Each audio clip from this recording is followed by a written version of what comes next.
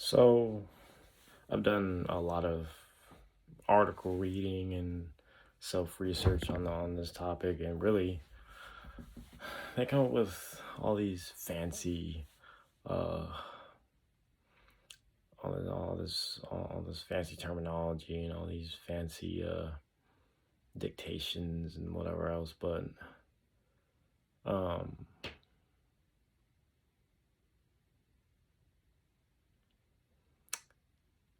I just want to take the time to explain overstimulation, because it's something that I started experiencing as soon as I came home. Um, Not only that, the effects it was having on people in my life. Um, at first, I would try to explain it to my mom, my sister, my friends, but I just couldn't.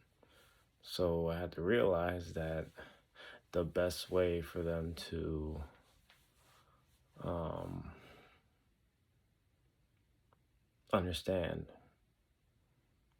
and really piece together how it works is for them to experience an episode, or no, yeah, an episode of overstimulation, because it really is. It doesn't happen all the time. It's literally just a short blurb of what the crap is going on in my mind right now. I am seeing everything in this world. I am processing everything all at once, second by second, minute by minute, and then it does not stop. And then you finally get into a space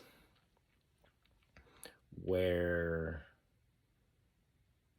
there's little to no outer stimuli impacting your mind, and then everything that you have just experienced, everything that you have just processed, just starts hitting you, and then you then have to process through everything you were processing. Isn't that crazy? Um, and it gets to be a lot. It's hard, you know. Sometimes like when I'm overstimulated, I don't feel like talking to anybody. I feel like being by myself. I feel like just shutting down the world, you know, just shutting down all its processes and operations and all its functionality, just so I can function, just so I can analyze things one at a time. But I had to learn how to process things one at a time on my own as I was out in the world, and it made it easier.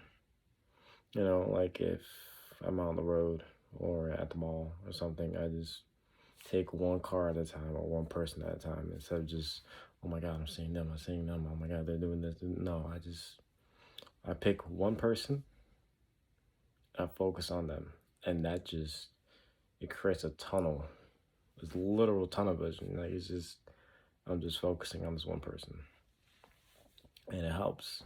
I mean, yes, I do still experience the overstimulation, but it's to a point where I can then process the information that's being thrown at my mind at a much slower pace, at a much more manageable pace. So now this episode is not an episode, it's just a little short movie, a short film.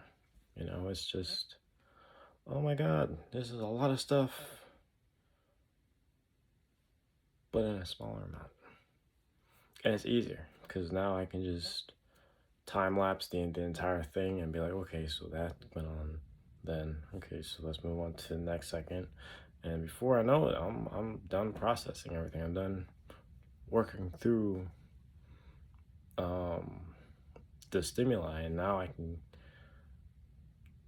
return back to normal functionality of being autistic and having ADHD. Yeah, it's a tricky combo, but it has its ups, it has its downs, but it's all a matter of learning how to process everything and take it at a pace that's manageable. That's it.